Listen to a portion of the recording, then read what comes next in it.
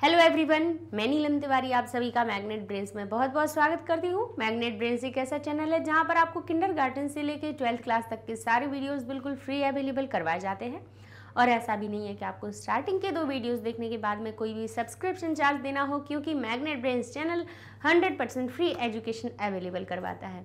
और साथ ही साथ में आपको कॉम्पिटिटिव एग्जाम की भी तैयारी करनी हो तो उसके लिए भी, जैसे IIT, JEE, NEET, NTSC, olympiad, CUET या फिर बैंकिंग SSC, तो उसके लिए आपको कहीं बाहर जाने की ज़रूरत नहीं है, क्योंकि मैग्नेट ब्रेन्स चैनल पर बेस्ट टीचर्स के साथ में आप अपनी तैयारी को घर बैठे शुरू कर सकते हैं फ्री में। अब कक्षा 11वीं संस्कृत व्याकरण में देखिए, हम बहुत ही जो हमारा महत्वपूर्ण टॉपिक है, ये पाठ है। पाठ तो देखिए व्याकरण आपकी कहीं दी नहीं हुई है, लेकिन आपके सिलेबस में ज़रूर बताई गई है कि ये व्याकरण आपकी आएगी, पूछी जाएगी। तो हम चाहते हैं कि व्याकरण तो हम आपकी ऐसी पक्की करवा दें कि कहीं पे भी आप ना ही आपको संस्कृत पढ़ने में, ना ही लिखने में, और अगर प्रयास करें तो ना ही बोलने में कभी आपको कोई समस्या आए। ठीक है ना। तो जैसे कारकः उपपद विभक्तयः, ये हमारा पाठ है जिसका अगर हम हिंदी परिवर्तन करें तो क्या बनेगा, कारक उपपद विभक्तियाँ, जिसमें कि कारक और उपपद विभक्ति का सामान्य परिचय हमने पहले वाले वीडियो में दे दिया। इसके पहले वाला जो वीडियो बना है उसमें हमने आपको कारक क्या होते हैं, विभक्तियाँ क्या करती हैं, क्या अर्थ बताती हैं, इसको हमने आपको बहुत अच्छे से समझा दिया, सारे कारकों के बारे में। अब प्रथमा विभक्ति में कर्ता कारक को ही अब हम क्या करने वाले हैं, टारगेट करने वाले हैं, उसी को फोकस करने वाले हैं। क्यों? क्योंकि कारक को हमने जब परिचय में पढ़ा तो हमने पढ़ लिया था कि कर्ता जो कारक बनता है उसको दर्शाने के लिए हम प्रथमा विभक्ति का प्रयोग कर लेते हैं, जो कि हम शब्द रूपों में जब देखते हैं ना कि जो पहली लाइन बनती है, जैसे कि हमने देखा था कि कारक हमारे कितने होते हैं हमारे पास, अगर संबंध को हटा दिया था तो 6 कारक होते हैं, और संबंध को मिला दें तो 7 कारक होते हैं। तो संस्कृत के हिसाब से तो कितने कारक होते हैं हमारे पास, 6। तो ये पहला हो गया कर्ता, दूसरा फिर होता है कर्म, फिर होता है हमारा करण, फिर होता है हमारा संप्रदान, फिर होता है हमारा अपादान, फिर होता है हमारा संबंध, और इसके बाद आता है अधिकरण। कारक हमने बता ही दिया है कि कारक क्या होते हैं, बोले वो शब्द जिनका क्रिया से सीधा सीधा संबंध हो। अच्छा, संबंध जो कारक होता है उसका क्रिया से कोई लेना देना नहीं होता है, इसलिए उसको हम कारक की श्रेणी में भी नहीं रखते हैं, जिसको हमने बहुत अच्छे से आपको इसका पहला जो वीडियो है उसमें हमने समझा दिया है। तो इसीलिए हम उसी पे ज़्यादा डिस्कस नहीं करेंगे, हम जल्दी जल्दी आगे बढ़ेंगे और आज की वीडियो को समझेंगे कि आज का वीडियो क्या बताने वाला है। आपको कर्ता कारक को बहुत अच्छे से बताने वाले हैं कि कर्ता हमारा कारक होता है, कारक के संग में हम प्रथमा विभक्ति लगाते हैं, संग संग में हम प्रथमा विभक्ति को भी हमें सीखना है। इसमें हमें प्रथमा विभक्ति को सीखना है। कर्ता कारक का तो प्रकरण हम सीख ही, आधा तो हमने सीख ही लिया है परिचय में, आधा और सीख लेंगे, लेकिन प्रथमा विभक्ति को भी हमें आज सीखना है कि ये जो विभक्ति है, प्रथमा विभक्ति कारक के साथ साथ और कहाँ कहाँ लगती है। तो हमने ये जब आपको समझाया था तो क्या कहा था कि कारकों को संस्कृत में ही क्या करने के लिए, कारकों के जो चिन्ह होते हैं ना, ने, को, से, के द्वारा, के लिए, अपादान से अलग होने वाला, का, की, के, में, पर, इनको ये जो हमारे चिन्ह हैं, इनको उस शब्द में जोड़ने के लिए कोई भी एक मूल शब्द ले लिया, बालक ले लिया हमने या कोई भी ले लिया, उसमें बालक ने बोलना है, हमें बालक को कहना है, बालक से या के द्वारा कहना है, बालक के लिए कहना है, बालक से अलग होने वाला से लगाना है, बालक में काकी के लिखना है कि बालक का घर, बालक की माता, बालक के पिता, बालक में लिखना है, बालक पर लिखना है। तो एक इस शब्द में इन अर्थों को जोड़ने के लिए हम किसका प्रयोग करते हैं, विभक्तियों का। किसका प्रयोग करते हैं हम, विभक्तियों का।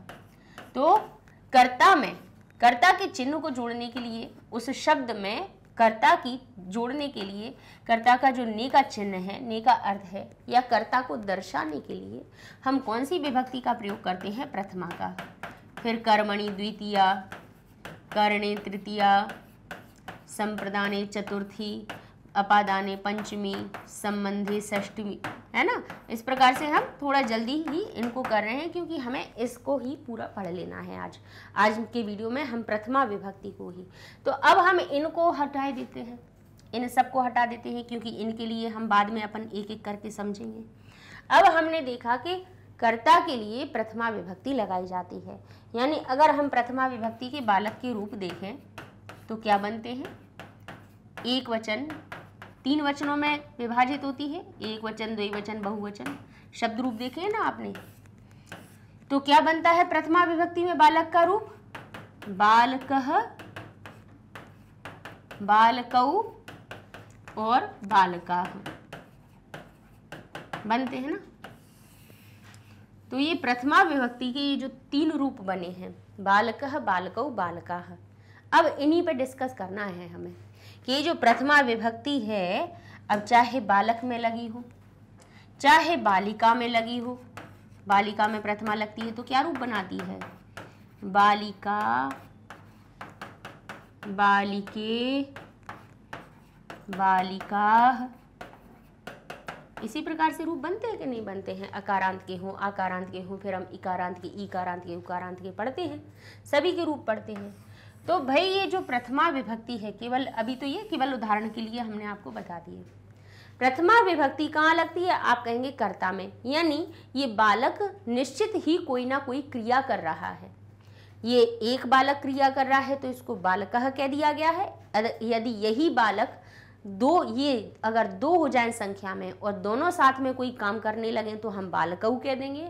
और यही बालक यदि साथ में बहुत सारे इकट्ठे होकर के काम करने लगे, यानी यही एक बालक था अगर काम कर रहा था तो उसको हमने बालकः कहा क्योंकि प्रथमा विभक्ति कर्ता में लगती है। 2 बालक काम करने लगे तो बालकौ कह दिया, बहुत सारे बालक काम करने लगे तो बालकः कह दिया। इसी प्रकार से लड़की, भाई एक लड़की गाना गा रही थी तो हमने कह दिया बालिका, 2 लड़कियां गाना गा रही थी तो हमने कह दिया बालिके, बहुत सारी लड़कियां गाना गा रही थी तो हमने कह दिया बालिका। ठीक है, इस प्रकार से हमने भाई रूप बना दिए।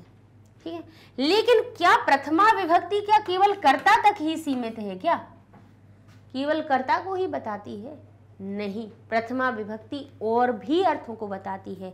यानी आपका जो बालकः, बालकौ, बालकाः लिखा हुआ है, ये केवल कर्ता तो बनता ही है, कर्ता तो ये बनता ही है, ये तो बात निश्चित है, लेकिन कर्ता के अलावा भी बहुत कुछ काम करते हैं। तो कौन से काम करते हैं उनको हमें समझना है। तो हम एक सामान्य परिचय में कहेंगे कि जो क्रिया के करने में स्वतंत्र होता है वो कर्ता कहा जाता है और कर्ता में प्रथमा विभक्ति होती है। कर्मवाच्य में अब इसको हम क्या कर देते हैं, अभी हम आपको इसको ऐसा रेड से दर्शा देते हैं क्योंकि इसके लिए हमें वाच्य को ही समझना पड़ेगा, जिसको हम अंत में समझाएंगे। कर्मवाच्य में कर्म में प्रथमा होती है। अभी हमने क्या कहा कि कर्तरी प्रथमा, कर्ता में प्रथमा होती है। फिर हमने कहा था कर्म में द्वितीया होती है, पढ़ा था हमने। फिर हमने पढ़ा था कि करण में तृतीया होती है। ये हम पढ़ते हुए चले आ रहे हैं। लेकिन इस प्रथमा विभक्ति को ऐसा क्या हुआ कि ये कर्ता के साथ में तो लगी थी लेकिन ये कर्म में भी आ गई। कर्म जिसको द्वितीय विभक्ति में होना चाहिए, लेकिन कर्म प्रथमा विभक्ति में बन गया। ऐसा कब हुआ, क्यों हुआ, उसको हम जानेंगे।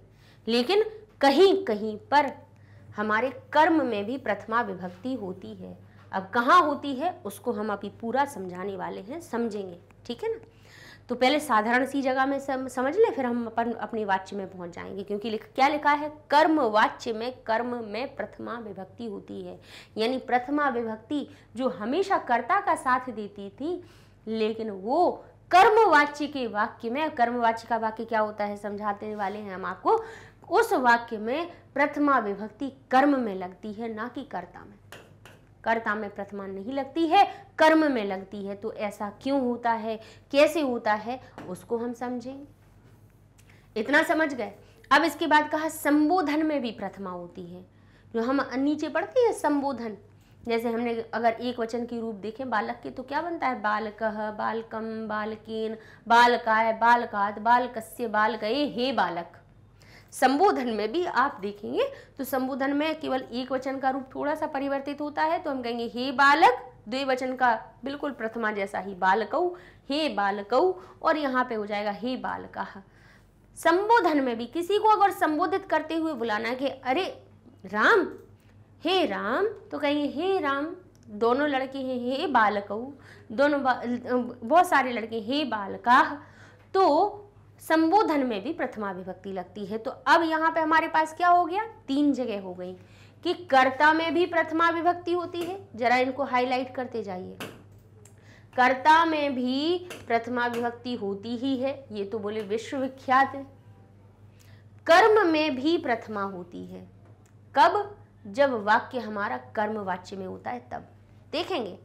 संबोधन में भी प्रथमा विभक्ति होती है। अब क्या कह रहे हैं, किसी संज्ञा आदि शब्द के प्रातिपदिकस्य यानी अर्थ, लिंग, परिमाण और वचन को प्रकट करने के लिए भी प्रथमा विभक्ति लगाई जाती है। अब मान लीजिए संज्ञा है, संज्ञा का मतलब क्या होता है, नाम। संज्ञा का मतलब क्या होता है, नाम होता है। अब हमें नाम लिखना है, जैसे कि देखिए ये हमारे सामने क्या लिखा है, ये क्या दिख रहा है आपको, पेड़। इंग्लिश में क्या कहोगे, ट्री। इंग्लिश में कह देंगे आप ट्री, हिंदी में क्या कह देंगे आप, पेड़। संस्कृत में आप इसको क्या कहोगे, कहेंगे वृक्ष। बोले ये क्या सही तरह से संस्कृत में हो गया, बोले वृक्ष तो हिंदी में भी कहते हैं। नहीं हुआ, अभी ये संस्कृत नहीं हुआ। संस्कृत शब्द है वृक्ष, लेकिन पूर्ण रूप से संस्कृत नहीं है। क्यों? क्योंकि इसमें विभक्ति नहीं लगी है। तो जब तक कि आप विभक्ति नहीं लगाओगे तब तक ये हमारा कैसा संस्कृत नहीं बनेगा। तो इंग्लिश में हमने ट्री कह दिया, हिंदी में पेड़ कह दिया। संस्कृत में इसका नाम बताने के लिए हमें किसी का नाम को ही संज्ञा कहते हैं। इसका, इस वस्तु का नाम है ना वृक्ष, यही हमारी संज्ञा है। एक हम बचपन में बड़ी अच्छी, बचपन से हम एक लाइन रटते हुए चले जा रहे हैं, किसी वस्तु, किसी व्यक्ति, किसी स्थान के नाम को संज्ञा कहते हैं। हमने कहा इतना दुनिया का कुछ मत रटो, केवल एक बात समझ लो कि नाम है जिसका वो संज्ञा है।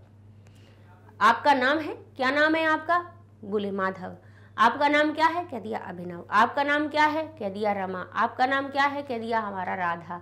आपका नाम क्या है, कृष्ण। तो जो नाम है वो क्या है, संज्ञा। तो कहेंगे केवल क्या लड़के लड़कियों के नाम ही संज्ञा होते हैं, नहीं। कहाँ रहते हो, भोपाल में, नगर का नाम है क्या है, भोपाल, संज्ञा। स्थान का नाम हो, किसी वस्तु का नाम हो, किस पर बैठे हो, बोले हम किस पर बैठे हैं, हम तो टेबल पर बैठे हैं, हम तो सोफे पे बैठे हैं। तो आपकी टेबल, आपकी कुर्सी, आपका सोफा, ये क्या है, नाम है इस वस्तु का कि नहीं है, नाम है तो वो संज्ञा है। ठीक है, तो उसका नाम बताने के लिए भी किसी वस्तु का, किसी व्यक्ति का, किसी स्थान का हमें जब नाम बताना हो, आपने देखा होगा भाई, आप आंखें घुमा के देख लीजिए, चारों तरफ देख लीजिए, हर एक चीज का आपको नाम दिखेगा। और नाम है, अगर उसका नाम है तो वो संज्ञा है। एक जाति यानी जहाँ पे भाई आप, हमने कह दिया कि 5 साल से लेके 15 वर्ष तक के, 5 साल से लेके 10 साल तक के बच्चे हमारे बालक कहला रहे हैं। ठीक है, बालक हैं, लड़के हैं। तो भाई लड़कों को, उन बच्चों को दर्शाने के लिए हमने कहा कि भाई 2 जातियां हैं। एक प्रकार से भाई मानव को 2 श्रेणियों में विभाजित कर देते हैं कि पुरुष होती है, स्त्री होती है। ठीक है, पुरुष या स्त्री। अब पुरुष जाति को भी दर्शाने के लिए कह दिया गया कि ये पुरुष हैं, और इनको कह दिया स्त्री हैं, तो ये भी तो नाम है, जाति का भी नाम बता दिया कि ये बालक जाति का है, ये बालिका जाति की है। ठीक है, तो जिसका नाम है वो संज्ञा है। और संज्ञा आदि शब्दों के अर्थ को, यानी हमें केवल बताना हो कि ये वृक्ष है, वृक्ष गायब हो गया, आओ वृक्ष, ठीक है, ये वृक्ष है, इसको हमें संस्कृत में केवल इसका नाम ही केवल बताना है। तो हम कैसे बताएंगे, कैसे बताएंगे, तो कहेंगे प्रथमा विभक्ति से। तब भी हमारी केवल नाम बताना है, हमने लिख दिया, हमें नहीं बताना कि ये कोई काम कर रहा है, नहीं कहना हमें। वृक्ष को खड़ा है, खड़ा रहने दो, हमें तो केवल ये कहा कि ये वृक्ष है, हमें केवल नाम बताना था। हमें कहना था कि ये लड़का है, हमें कहना था कि ये लड़की है, हमें इसको केवल इनका नाम बताना है। हमें बताना है कि ये किताब है, लीजिए।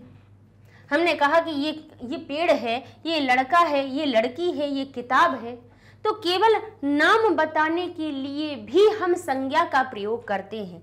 जैसे कि हमने कहा कि पेड़, ठीक है, फिर हमने कह दिया लड़का, फिर हमने कह दिया लड़की, ठीक है, फिर हमने कह दिया साइकिल। नाम बता रहे केवल, है ना।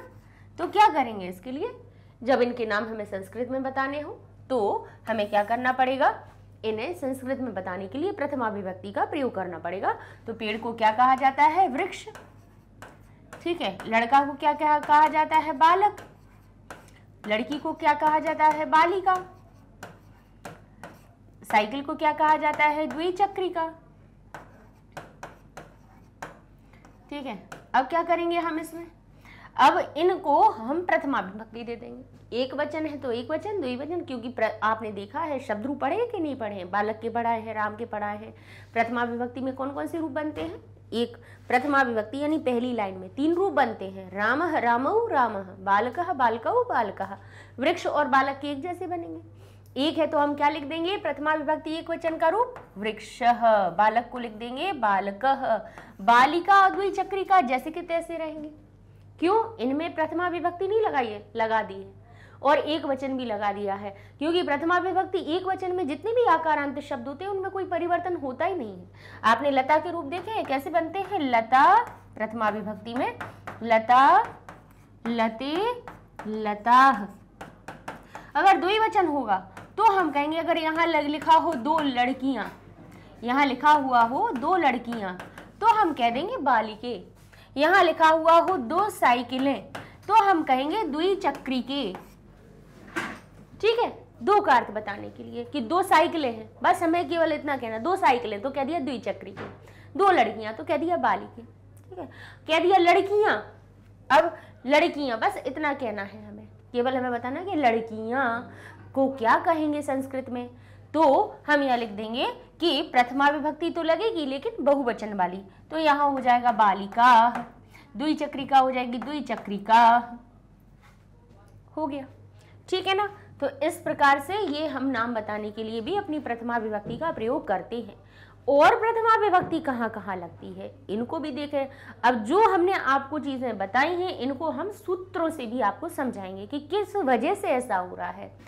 तो यहाँ पे पहले देखेंगे कि कर्ता कारक क्या होता है। कर्ता यानी जो क्रिया को करता है सो करता है, यानी जो क्रिया को करने में स्वतंत्र होता है वह कर्ता कहा जाता है, और कर्ता में प्रथमा विभक्ति होती है। अब ये दूसरा जो हमारा लिखा है कर्मवाच्य में, कर्मवाच्य में जो कर्म होता है उसमें प्रथमा विभक्ति लगाई जाती है। तो ये वाच्य का नियम है, तो इसको हम अभी सबसे अंत में समझा देंगे।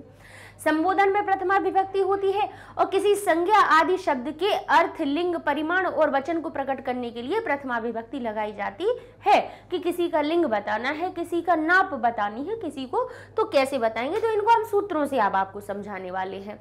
अब जैसे लिखा है इति शब्द के प्रयोग में भी क्या होता है, प्रथमा विभक्ति लगाई जाती है। तो इति जो क्या है वो एक अव्यय है, अव्यय योगे प्रथमा। अभी अब ये जितनी भी चीजें हमने ये जो पॉइंट लिखे हैं ना, इनके हम आपको क्या बताएंगे, सूत्र बताएंगे कि कैसे ये सूत्रों से ही सिद्ध हो रही हैं चीजें। तो इति शब्द के प्रयोग में भी प्रथमा होती है। अब कहते हैं बालक पुस्तकम पठति। अब यहाँ पे बालक क्या है, लड़का किताब पढ़ता है, लड़का पुस्तक पढ़ता है। तो पढ़ने की क्रिया से पूछो भाई आपको कौन कर रहा है, कौन पढ़ रहा है, उत्तर आएगा लड़का। लड़का कौन हो गया, कर्ता, क्योंकि वो कैसा है, काम करने वाला है, ठीक है। तो उसको हम प्रथमा विभक्ति में बनाएंगे, तो लड़का बन जाएगा बालकः प्रथमा विभक्ति, ठीक है। फिर इसके बाद पुस्तकम पठति, तो पुस्तक हमारी कर्म बनेगी, उसमें द्वितीया लगेगी, और ये द्वितीया हम अगले आपको वीडियो में समझाएंगे कि कैसे हमारा कर्म कारक द्वितीया विभक्ति में बदलता है। तो इस वाक्य में पढ़ने की क्रिया जो है बालक कर रहा है, इसलिए बालक कर्ता कारक हुआ और उसमें प्रथमा विभक्ति लगाई गई, ठीक है, कर्तरी प्रथमा सूत्र से। अब यहाँ पे जो अब हमने जो आपको पॉइंट समझाए थे आपको, उन्हीं के सूत्र आ गए हैं। सूत्र कौन कौन से बनते हैं, जैसा पहला है प्रातिपदिकार्थ लिंग परिमाण वचन मात्रे प्रथमा। प्रातिपदिक का अर्थ क्या होता है, कोई भी वस्तु हो, स्थान हो या किसी भी चीज का जो नाम होता है वो प्रातिपदिक संज्ञा कहलाती है।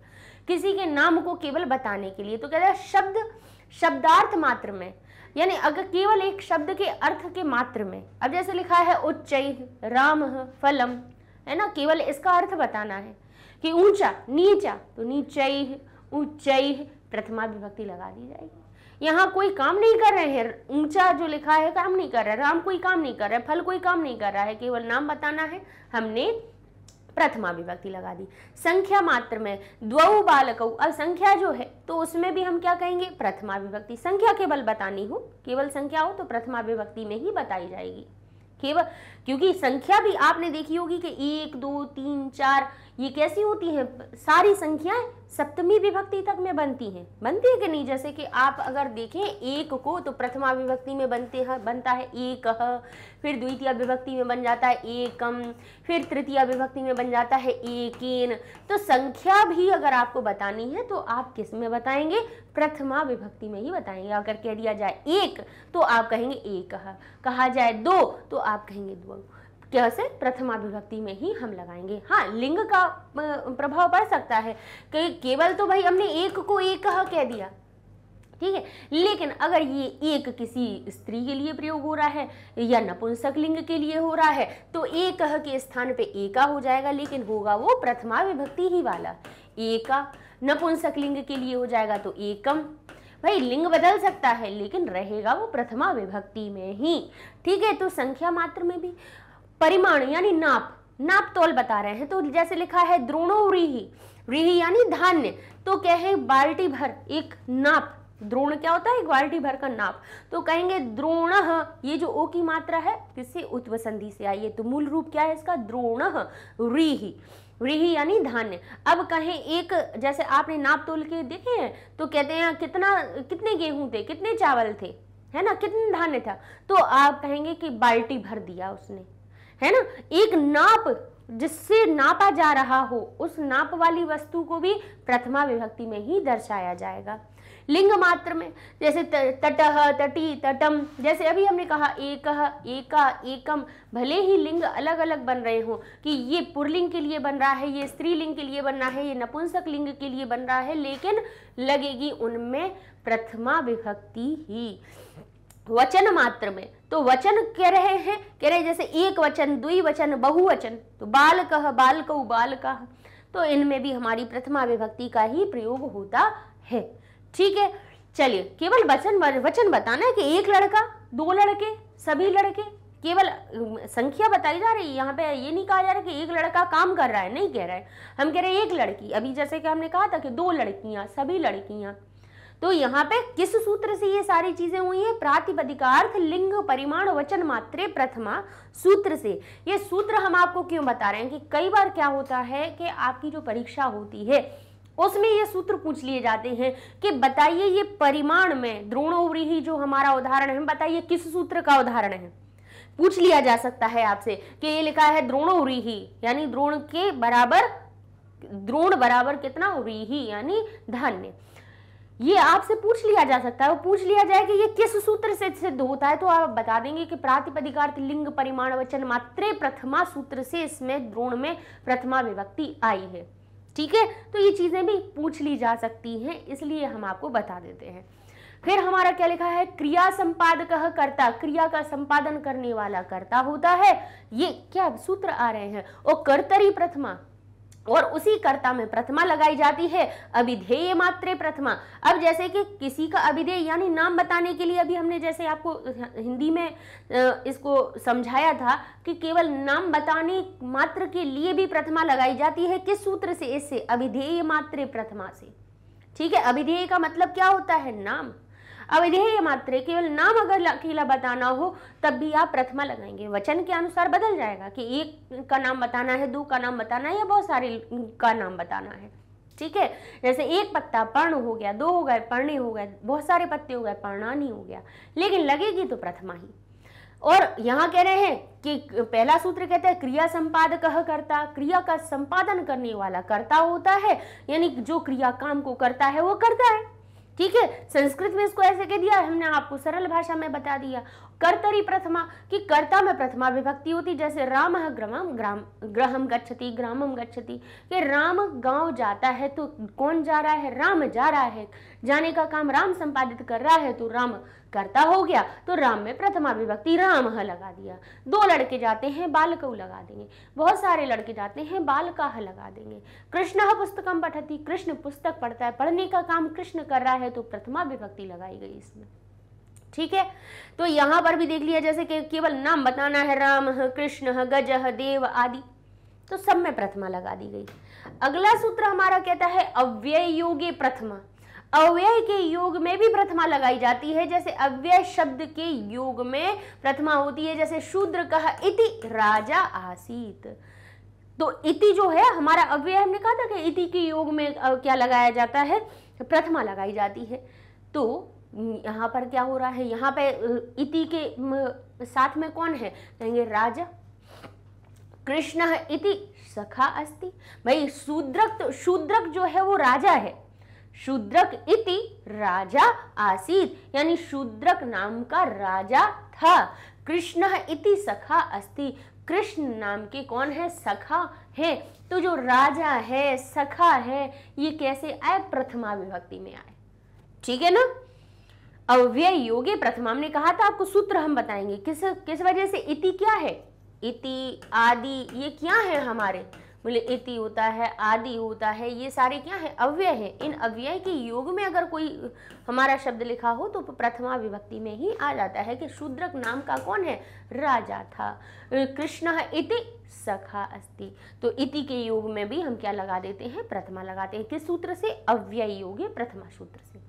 संबोधन ही प्रथमा, संबोधन में प्रथमा इस सूत्र से लगती है कि संबोधन कारक में प्रथमा विभक्ति होती, जैसे हे कृष्ण अत्र आगच्छ, यहाँ आओ, हे कृष्ण, तो कृष्ण को क्या कहेंगे, बोले प्रथमा में बना देंगे। लेकिन एक वचन में विसर्ग जरूर हट जाता है, एक वचन में थोड़ा परिवर्तन हो जाता है, बाकी के द्विवचन और बहुवचन तो संबोधन के बिल्कुल प्रथमा विभक्ति जैसे ही बनते हैं। अब आगे क्या लिखा है, प्रयोजके कर्तरि प्रथमा, प्रयोजक कर्ता में प्रथमा विभक्ति होती, जैसे पिता पुत्रम मेघम दर्शयति, यानी जैसे पिता पुत्र को मेघ दिखाते हैं। अब यहाँ पे देखिए, पिता एक क्या बन रहे हैं, प्रयोजक कर्ता बन रहे हैं, यानी स्वयं क्रिया नहीं कर रहे हैं, दूसरे को क्रिया करवा रहे हैं। जैसे शिक्षक बालकों को उद्यान में घुमाते हैं, उद्यान में ले जाते हैं, ठीक है, या उद्यान में पेड़ों को दिखाते हैं। तो यहाँ पे जो शिक्षक है वो कौन है, बोले दिखाने का काम कौन कर रहे हैं, शिक्षक कर रहे हैं, जबकि देख तो बालक रहे हैं। देखने वाले यहाँ पे भाई दर्शक कौन बन रहे हैं, लड़के बन रहे हैं, छात्र बन रहे हैं, लेकिन फिर भी जो प्रयोजक है, जो उस प्रयोजन को पूरा कर रहे हैं, वो भी प्रथमा में आते हैं। प्रयोजके कर्तरि प्रथमा से, कि प्रयोजक कर्ता में भी प्रथमा विभक्ति होती है। जैसे पिता पुत्रम, पिता जो है वो पुत्र को मेघ दिखाते हैं। हरि ही भक्तम स्वर्गम गमयति, हरि भक्त को स्वर्ग ले जाते हैं। ठीक है भाई, जाने का काम कौन कर रहे हैं, भक्त कर रहे हैं। भक्त कहाँ जा रहे हैं, स्वर्ग में जा रहे हैं, लेकिन प्रयोजन कौन है, प्रयोजक कौन है, ले जाने वाले कौन है, हरि। ठीक है, अब हमारा एक और सूत्र आता है उक्ते कर्मणि प्रथमा। उक्ते कर्मणि प्रथमा सूत्र बड़ा गौर से समझिएगा इसको, कि अभी तक हम समझ रहे थे कि प्रथमा विभक्ति नाम बताने में ही, अव्यय के योग में, संबोधन में और हमारे कर्ता में ही प्रथमा आती है, लेकिन कर्म में भी प्रथमा आती है। कब आती है, तो कह रहे उक्ते कर्मणि प्रथमा, उक्त कर्म में, जहां पर कर्म उक्त हो जाए। अब कर्म उक्त कैसे हो जाए, ये इसका अर्थ नहीं आया। अब क्यों नहीं आया समझ में, तो अब हम उसको बता दे रहे हैं कि जब हमारे, अब इसके लिए हमें थोड़ा सा जाना पड़ेगा वाच्य में, इसीलिए हमने इस सूत्र को है ना सबसे बाद में लिया है। अब इसको हम आपको बताने वाले हैं कि जो हमारा वाच्य होते हैं, वाच्य क्या होते हैं, हम आपको उससे बातें कर रहे हैं, वाक्य से कर रहे हैं, सेंटेंस बोल रहे हैं कि नहीं बोल रहे हैं, बोल रहे हैं ना। बोलने का तरीका में, यानी जो हमारा बोलने का तरीका होता है, जब वो परिवर्तित हो जाता है तो वो ही वाच्य होता है। बोलने के तरीके को ही वाच्य कहा जाता है। ठीक है ना, इतना समझ में आ गया। कि हम जिन वाक्यों के द्वारा अपने मनोभावों को प्रकट कर रहे हैं, हम अपनी बात को आप तक पहुंचा रहे हैं, वो वाक्य है। हमने अक्षर से शब्द बनाया, शब्दों से वाक्य बनाया और वो ही वाक्य हम आपको बोल रहे हैं तो आप उसको समझ रहे हैं। अपनी बात को कहने के लिए कहे गए वाक्य या शब्दों का समूह वाक्य कहलाता है और वही वाक्यों को बोलने का तरीका वाच्य होता है। वाच्य कितने प्रकार के होते हैं? कहते हैं 3 प्रकार के होते हैं। 3 प्रकार के कौन से होते हैं? कर्तृवाच्य, कर्मवाच्य और करणवाच्य। भाववाच्य, कर्ण नहीं, कर्ता कर्म कर्ण से याद आ गया नहीं। कितने होते हैं हमारे? कर्तृवाच्य, कर्मवाच्य और भाववाच्य। ठीक है, कर्ता कर्म कर्ण कारक की वजह से ये चीज याद आई। तो हमारे कौन कौन से होते हैं? कर्तृवाच्य, कर्मवाच्य और होता है हमारा भाववाच्य। 3 होते हैं। अब कर्तृवाच्य क्या हुआ, कर्मवाच्य क्या हुआ, भाववाच्य क्या हुआ? तो अभी तक हम आपको ये बताने वाले हैं। थोड़ा सा हमें क्या करना पड़ेगा, चले आगे इस वाले हम वाक्य को वापस आगे समझाएंगे। इतना समझ लीजिए पहले हमने 3 तरह के वाच्य, चलो यहाँ लिखे ही हैं, ये हमारे वाक्य ही हमारे वाच्य कहला लेते हैं। ठीक है, यानी वाक्य में कर्ता की स्थिति के अनुसार संस्कृत में वाक्य 3 प्रकार के होते हैं और वे ही हमारे वाच्य कहलाते हैं। कर्ता की स्थिति कैसी है उस हिसाब से हमारे वाक्य बदल जाते हैं। अब समझिए बात कि हमने अभी तक क्या कहा, हमने कहा राम पुस्तक पढ़ता है, साधारण वाक्य है। यहाँ पे पढ़ने से पूछेंगे, पढ़ने का काम कौन कर रहा है? कहेंगे राम कर रहा है। राम कौन बना यहाँ पे? कर्ता।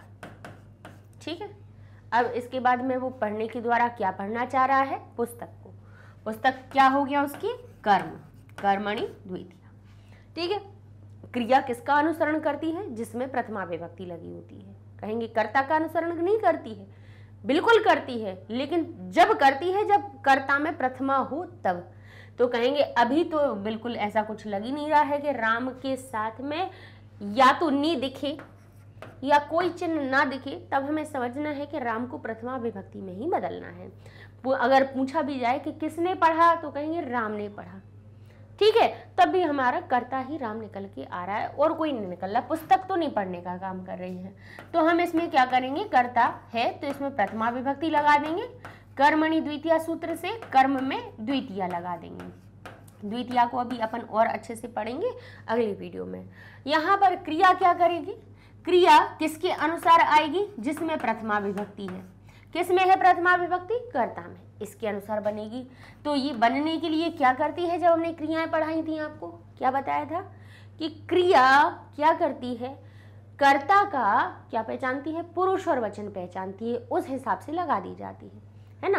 राम कैसा पुरुष है? कहेंगे अहम अवम वयम नहीं है, त्वम युवाम यूयम नहीं है। अर्थात ना तो ये उत्तम पुरुष का मैं, हम दोनों, हम सब नहीं लिखा है यहाँ पे, तुम दोनों, तुम सब नहीं लिखा है, ये 6 लोग नहीं है, तो ये क्या हो गई? प्रथम पुरुष की क्रिया हो गई। तो ये यहाँ पर क्रिया जो है वो कैसी लगाई जाएगी? बोले है लगा हुआ है तो लट लकार की लगा देंगे, और लट लकार में तो भाई हम देखेंगे तो 9 प्रत्यय मिल रहे हैं, कौन सा प्रत्यय लगाएं? तो कहेंगे प्रथम पुरुष की का ये करता है। ठीक है, तो हम प्रथम पुरुष की लाइन में चले जाएंगे क्रियाओं की में, और इसके बाद में हम क्या करेंगे? इसका वचन भी पहचान लेंगे कि ये संख्या में कितना है। कहेंगे 1 है, तो ये 1 वचन की क्रिया हम लगा देंगे। तो इस तरह से अगर हम वाक्य को देखें तो वो हमारा कैसा बन रहा है? राम में हम लगाते हैं प्रथमा विभक्ति 1 वचन, तो राम बन गया रामः। ठीक है, पुस्तक बन गए हमारा द्वितीय विभक्ति में पुस्तकम, और यहाँ पे हमने लिख दिया पठति, क्योंकि हम लट लकार में जाएंगे तो लट लकार के प्रत्यय कौन से होते हैं? ती तह अंति सी थह थ आमी आवह आमह। तो मध्यम और उत्तम से तो हमें मतलब ही नहीं है, क्योंकि राम हमारा प्रथम पुरुष का है, तो पहली लाइन का ही पहला ही प्रत्यय हमने उठा लिया ती, तो पठ हो गया पठति, बन गया। तो इस प्रकार से अभी क्या हुआ बताइए? क्रिया ने किसका अनुसरण किया? किसका? यहाँ पे पुरुष वचन पहचाना राम का। ठीक है, तो यहाँ पे क्योंकि राम राम का क्यों किया? क्योंकि राम में लगी थी हमारी प्रथमा विभक्ति। यानी कि मान लीजिए कि ये है हमारा मॉनिटर, ये है हमारा मॉनिटर जो फर्स्ट रैंक पे है, और ये पुस्तक में लगी है द्वितीया, तो ये है हमारे सेकंड मॉनिटर, ठीक है, सेकंड नंबर पर, ठीक है। अब लेकिन बात क्या हुई, हमने बात करने का तरीका बदल दिया। जहां राम अभी प्रथमा में था वहीं पर हमने कह दिया राम के द्वारा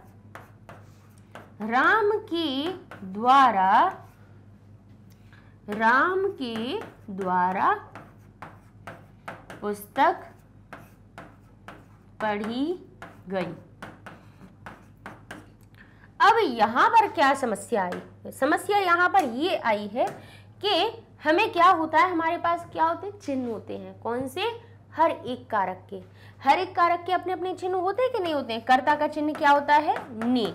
या तो ने लगा हुआ दिखेगा या कुछ भी नहीं दिखेगा। राम पढ़ता है, राम सोता है, राम जागता है, तो पढ़ने से पूछो क्या है, या तो ने दिखेगा या नहीं भी होगा, ठीक है। अच्छा, कर्म में को लगा हुआ दिखेगा या को का अर्थ छुपा हुआ होगा। कहेंगे किसको पढ़ रहा है? पुस्तक को पढ़ रहा है। लेकिन करण से सारे जो चिन्ह है वो स्पष्ट दिखाई देने लगते हैं। यानी करण जो होता है कारक, उसका से या की द्वारा दिखाई देगा, संग में लगा हुआ। संप्रदान का हमारा क्या होगा? कहेंगे संप्रदान का चिन्ह हमारा कौन सा होता है? के लिए होता है। ऐसे ही अपादान का से होता है ना। इसके बाद के, यानी ये कर्ता और कर्म के बाद जितने भी हमारे कारक आते हैं उनके ये चिन्ह हमें शब्द के बाद लगे हुए दिखाई देने लगते हैं। तो यहाँ राम के बाद के द्वारा लगा हुआ है, और के द्वारा किसका चिन्ह है? कर्ण का। मतलब कि अभी तक ये जो कर्ता है वो प्रथमा विभक्ति में चल रहा था, क्योंकि उसके साथ में क्या जुड़ा था? बोले उसमें ने का अर्थ छुपा हुआ था या फिर कोई चिन्ह नहीं था। जब तक स्वतंत्र है, उसके संग में कोई चिन्ह नहीं है, तब तक तो वो कर्ता है, और कर्ता में लगाई जाती है प्रथमा विभक्ति, ठीक है।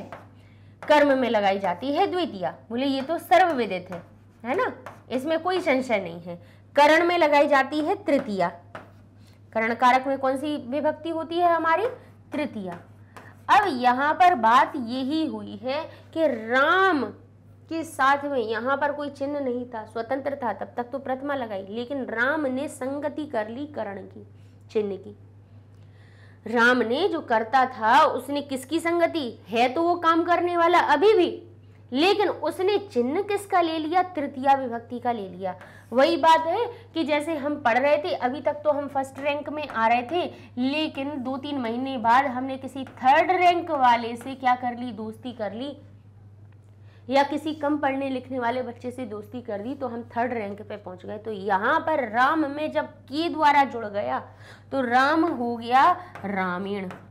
अब राम में प्रथमा नहीं लगाई गई, राम में लगाई गई तृतीया, क्योंकि ये जो के द्वारा चिन्ह है इसने राम में तृतीया लगाने के लिए मजबूर कर दिया कि अब ये फर्स्ट रैंक पे नहीं रह गया, ये अब थर्ड पर पहुंच गया। और जैसे ही कर्ता में तृतीया लग जाती है तो ये जो सेकंड नंबर पे रखा था वो अपने आप फर्स्ट पे पहुंच जाएगा, है ना। जो भाई इसके बाद जो सेकंड रैंक का था, जब ये खिसक के यहाँ पे आ गए तो ये फर्स्ट रैंक पे पहुंच गया कि नहीं हो गया? ये अपने आप हो गया। तो पुस्तक में लगा देंगे हम प्रथमा, तो ये हो जाएगी पुस्तकम। अब कहेंगे यहाँ पर भी पुस्तकम, यहाँ पर भी पुस्तकम, अंतर क्या हुआ? तो भाई पुस्तक हमारी कैसी है? नपुंसकलिंग है। नपुंसकलिंग है इसलिए हमें प्रथमा द्वितीया में इसका कोई परिवर्तन नहीं दिखाई दे रहा है, क्योंकि जैसे फल के रूप देखो आप, तो प्रथमा द्वितीया में समान बनते हैं, फलम फले फलानी, फलम फले फलानी, ठीक है। अगर आप इससे भी नहीं समझ पा रहे तो इसको हम और लीजिए, और हम इनको परिवर्तित कर देते हैं। हम राम की जगह पे, हम पुस्तक की जगह पे हम विद्यालय लिखे देते हैं, विद्यालय लिखे देते हैं, और यहाँ पे जाता है लिखे देते हैं, ठीक है। तो यहाँ पे हो जाएगा विद्यालयम गच्छति। अभी इसमें द्वितीया क्यों लगाई है? क्योंकि कर्ता जब तक पहले नंबर पे रहता है, कर्म हमेशा दूसरे ही पे ही बना रहता है। लेकिन जैसे ही राम, अभी यहाँ पे हमने कह दिया कि राम के द्वारा विद्यालय जाया गया,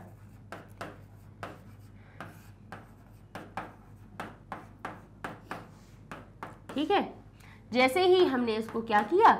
विद्यालय, राम को जैसे ही तृतीया में लगाया वैसे ही हमारा विद्यालय जो था, जो अभी दूसरे नंबर पे था, वो कहाँ पहुंच गया, फर्स्ट रैंक पे आ गया। तो यहाँ पे बन गया हमारा विद्यालय। और जैसे ही ये जो कर्म है वो फर्स्ट रैंक में आया तो इस वाक्य को कह दिया कि यहाँ पे भाई कर्ता पहले पे था, इसीलिए इसको कह दिया गया कर्तृवाच्य। और जहाँ कर्म पहले नंबर पे पहुंच गया तो उसको कह दिया गया कर्मवाच्य। ठीक है, तो क्योंकि कर्म पहले नंबर पे है, मॉनिटर कौन है, बोले आज का मॉनिटर कर्म है, इसीलिए उस वाक्य को कर्मवाच्य कहा जाएगा। ठीक है, इसीलिए ये क्या कहलाया, कर्मवाच्य हमारा कहला दिया गया। बोले ठीक है। अब यहाँ पे क्या होता है, यहाँ क्रिया किसका अनुसरण करती है, फिर जिसकी प्रथमा विभक्ति क्रिया है, वो ऐसे बच्चे नहीं होते हैं, आपने देखे हो कि जैसे जो मॉनिटर है उसी के पीछे पीछे घूमते हैं, तो क्रिया वही काम करती है, जिसकी प्रथमा विभक्ति होती है उसी के पीछे पीछे घूमती है। अभी राम के संग में प्रथमा विभक्ति थी तो राम की तरह बना रही थी, अब यहाँ पर विद्यालय में प्रथमा है तो इसके अनुसार रूप बनाएगी, इसका पुरुष वचन पहचानेगी। तो कहेंगे यहाँ पे पुरुष कौन सा हो रहा है, कौन सा है, बोले विद्यालय। भी वही बात है कि ना तो ये मैं हम दोनों हम सब है, ना तुम दोनों तुम सब है, ना ही उत्तम पुरुष है ना ही मध्यम पुरुष है। तो ये क्रिया हमारी कैसी बनेगी, आत्मनेपद के अनुसार इसके रूप बन जाएंगे और ये हमारी बन जाएगी गम्यते। वाच्य परिवर्तन में फिर हम आपको और भी ये चीजें समझाएंगे, लेकिन इतना तो समझ में आ जाए कि कर्म में प्रथमा कब लगाई जाती है, जब हमारा कर्ता तृतीया में पहुंच जाता है तब। और भाववाच्य में भी ऐसा हो जाता है। अच्छा, भाववाच्य की बात क्यों नहीं करी जाए, क्योंकि हमें प्रथमा विभक्ति सीखनी है। भाववाच्य में तो क्या होता है, भाववाच्य भी बताए देते हैं, नहीं तो आपके मन में कहीं ना कहीं संशय रह ही जाएगा कि आप कहेंगे कि मैडम ने प्रथमा कर्तृवाच्य बता दिया, ये हमें कर्मवाच्य बता दिया, लेकिन भाववाच्य नहीं बताया। अब हम आपको बता दे रहे हैं, इतना समझ में आ गया। कर्ता प्रथमा में होता है इसलिए उसको कर्तृवाच्य कहते हैं, यहाँ कर्म प्रथमा में हो जाता है इसलिए उसको कर्मवाच्य कहते हैं। भाववाच्य क्या होता है, जैसे हमने कहा राम हंसता है, ठीक है, यहाँ राम के संग में कोई चिन्ह है नहीं है, तो ये कौन है, कर्तृवाच्य है। ठीक है, यह इसमें कर्म है ही नहीं है, केवल ये कर्तृवाच्य है। तो कैसे बनेगा इसका संस्कृत, राम कर्ता बन रहा है तो राम हंसने की क्रिया राम के अनुसार आएगी तो हम लिख देंगे हंसती, राम हंसती बन गया। अब इसके बाद हमने कहा कि राम के द्वारा हंसा गया, राम के द्वारा। अब राम हमारा कैसे बन गया, अब राम के साथ में कौन सा चिन्ह आ गया हमारा, के द्वारा आ गया। अब जैसे ही के द्वारा आया वैसे ही राम क्या बन जाएगा, तृतीया में, तो राम हमारा हो जाएगा रामेण तृतीया में। अब क्रिया क्या करेगी, अब इसके पास तो कोई है नहीं, अभी तक तो राम में प्रथमा थी तो इस जैसा बन गई थी क्रिया। ठीक है, इसी का पुरुष वचन पहचान के। अब जबकि राम में तृतीया हो गई है तो ये क्रिया कहेगी मैं कुछ भी करूंगी लेकिन मैं तृतीया विभक्ति वाले जैसा नहीं बनूंगी। तो बोले तुम कैसा बनोगी, इसमें तो कर्म भी नहीं है, इसमें तो कर्म है ही नहीं। तो बोले मैं अपने अनुसार बनूंगी। बोले अपने अनुसार कैसी बनूंगी, बोले मैं तो कैसी बनूंगी, प्रथम पुरुष एक वचन की बनूंगी, आत्मनेपद जैसी। तो यहाँ बन जाएगी आत्मनेपद के अनुसार ये हस्यति, जैसे ते एते अंत्य होती है वैसे। बोले या का आगमन करके ते एते अंत्य आत्मनेपद जैसा अपना रूप लगा के और अपना रूप स्वयं का बना लेगी। तो इसको कहा जाता है भाववाच्य। ठीक है, इसको क्या कहा जाता है, भाववाच्य, जिसमें हमारा कर्म होता ही नहीं है, इसमें केवल तृतीया और क्रिया होती है। ठीक है, लेकिन अभी हमें क्या सीखना था, हमने अभी आपको क्या बताया था कि उक्ते कर्मणि द्वितीया। अब इतना आपको समझ में आ गया तो हम इनको थोड़ा सा हटा देते हैं, तो इसको इस सूत्र को समझा देंगे आपको। उक्ते कर्मणि प्रथमा, यानी उक्त यानी जहां उक्त यानी कर्म हमारा प्रथमा विभक्ति में होता है, उक्त यानी जहां पर कर्म का बोलबाला होता है वहां पर कर्म में भी प्रथमा लगा दी जाती है। वो कब, जब कर्ता क्यों, तब कब कहां पे पहुंच जाता है, तृतीया में पहुंच जाता है, इसलिए ऐसा होता है। तो ये वाक्य हमने आपको समझा दिए तीनों प्रकार के, कर्तृवाच्य, कर्मवाच्य, भाववाच्य समझा दिए कि जब वाक्य में कर्ता की प्रधानता होती है तब कर्ता में सदैव प्रथमा होती है, लेकिन कर्मवाच्य में क्या हो जाता है, कर्म की प्रधानता हो जाती है, इसीलिए उसमें प्रथमा हो जाती है और कर्ता में तृतीया हो जाती है। तो भाववाच्य कहेगा कि वाक्य में भाव यानी केवल क्रिया की प्रधानता रहती है। राम जैसे ही तीसरी विभक्ति में पहुंचता है, तृतीय विभक्ति में पहुंचता है, राम की प्रधानता खत्म हो जाती है कि थर्ड रैंक वाले को फिर कोई नहीं पूछता, फर्स्ट वाले को ही सब पूछते हैं। जब उसमें होता ही नहीं है तो क्रिया क्या करती है, और कर्म तो होता ही नहीं है भाववाच्य में, तो कर्ता में सदैव तृतीया हो जाती है और क्रिया आत्मनेपद में प्रथम पुरुष एक वचन की बन जाती है। वो कहती है मैं तो आत्मनेपद में प्रथम पुरुष एक वचन की अपने हिसाब से बनूंगी, मैं किसी जैसी नहीं बनूंगी। ठीक है ना। तो ये हमारे भाई हो गए, वाक्य में कर्ता के अनुसार ही क्रिया का हमेशा प्रयोग किया जाता है कि जैसा भाई कर्ता होता है वैसी क्रिया लगा दी जाती है। लेकिन अगर कर्म वाच्य की बात आ जाए तो फिर कर्म का पुरुष वचन देख लिया जाता है। जैसे पठती पठता पठंती, पठसी पठता पठत, पठामी पठावा पठामः। तो यहाँ पे जो कर्ता होगा वो हमेशा कैसा होता है, प्रथम पुरुष में होगा, तब इन क्रियाओं का प्रयोग कर दिया जाएगा। ठीक है। आपको ये भी बता दें कि भाई जो कर्ता जब तक प्रथमा विभक्ति में होता है तब तक क्रियाएं उसी का अनुसरण करती हैं। तो मध्यम पुरुष के 3 कर्ता होते ही हैं, हमने आपको क्रिया समझाई तब, त्वम युवाम यूयम, और अहम के 3 होते हैं, अहम आवाम वयम। इसके अलावा तो कोई 7वां है ही नहीं, है ना। और बाकी जितने भी लोग बचे हैं उन सब के लिए प्रथम पुरुष।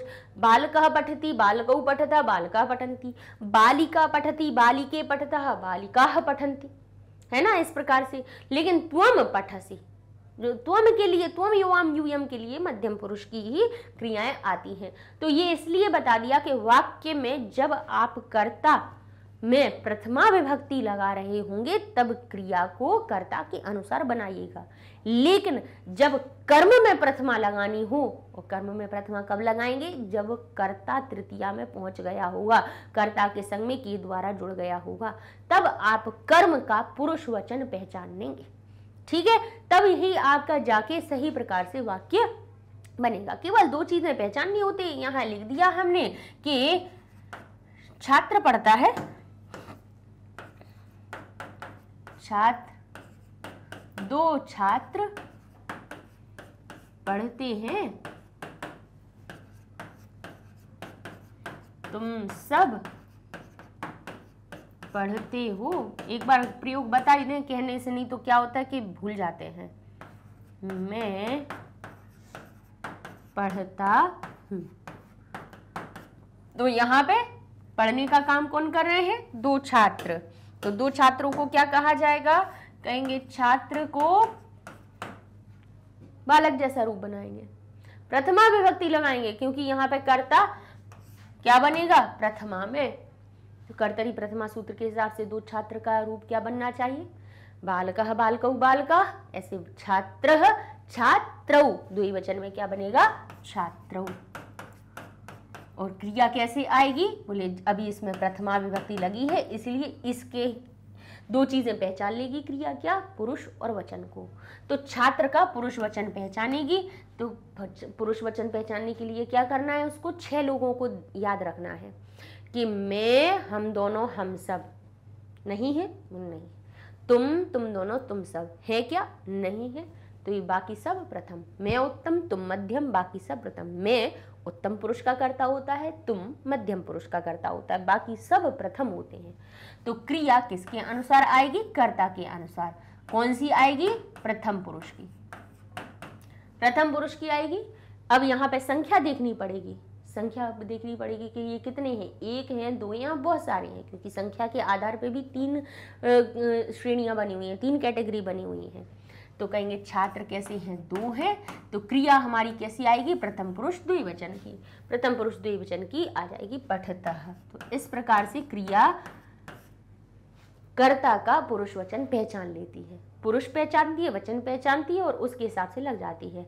तुम सब देखे रहेंगे, तो तुम सब सबसे पहले क्रिया से पूछो कौन काम कर रहा है पढ़ने का, कहेंगे तुम सब। तुम सब करता है, कर्तरी प्रथमा लगेगा। तो प्रथमा विभक्ति में कैसे बनाएंगे, हम पहले इसके क्या पहचानेंगे, पहले तो तुम सबको प्रथमा विभक्ति में बदलेंगे। तो तुम के रूप कहाँ मिलते हैं, युष्मद के शब्द रूपों में। बहुवचन में क्या रूप बनता है प्रथमा विभक्ति का, युष्मद का, त्वम युवाम यूयम। युष्मद शब्द के शब्द रूपों को देखो तो प्रथमा विभक्ति में क्या रूप बनते हैं, एक वचन के लिए त्वम, द्विवचन के लिए युवम और तुम सब के लिए यूयम।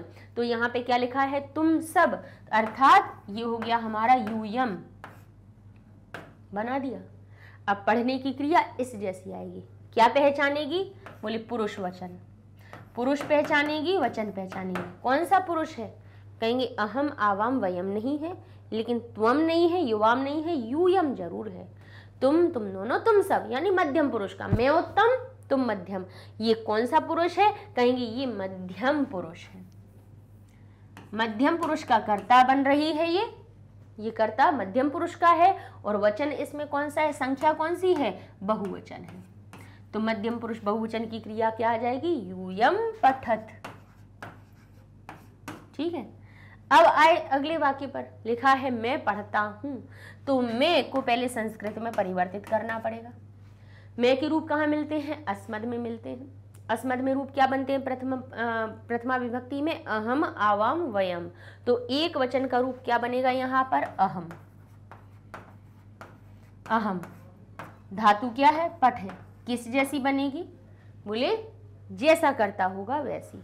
तो कर्ता पहचानिए यहाँ पे, मैं उत्तम, मैं उत्तम तुम मध्यम बाकी सब प्रथम, यानी मैं हम दोनों हम सब के लिए उत्तम पुरुष की क्रिया, तुम दोनों तुम सब के लिए मध्यम पुरुष की क्रिया, और बाकी सब के लिए प्रथम पुरुष की क्रिया। तो इसका पुरुष पहचाना, ये उत्तम पुरुष का निकला, और संख्या में एक है। तो उत्तम पुरुष एक वचन में क्रिया क्या बनेगी हमारी, पठामी। तो यहां हम लिख देंगे अहम पठामी। तो यहां पर कर्ता जिसमें प्रथमा विभक्ति लगी होती, कर्ता में प्रथमा विभक्ति होती है, तो क्रिया क्या करती है, उस कर्ता का पुरुष और वचन पहचानती है, क्योंकि क्रियाएं हमारी पुरुष और वचनों में विभक्त होती है। ठीक है। कर्मवाच्य जब हम पढ़ाएंगे तब उसमें भी हमें ये करना पड़ेगा कि जब कर्म में प्रथमा विभक्ति लग जाएगी तो फिर कर्म का पुरुष वचन पहचानेंगे। और पुरुष वचन पहचानना तो देखिए बिल्कुल सरल है। पुरुष बिल्कुल 1 सेकंड में आप देख सकते हो कि 6 लोग ना हो तो बाकी सब प्रथम पुरुष में पहुंच जाते हैं।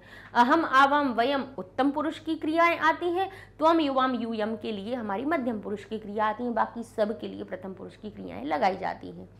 तो कर्ता के अनुसार प्रथमा कर्ता में जब प्रथमा विभक्ति होती तो उसमें हम कैसे क्रियाएं जोड़ते हैं ये भी हमने आपको बता दिया। ठीक है। इस तरह से ये प्रथमा विभक्ति समझ में आपको आ गई है तो बताइएगा जरूर, लाइक कीजिए, शेयर कीजिए, कमेंट्स करके जरूर बताइएगा कि आपको कितनी समझ में आ चुकी है।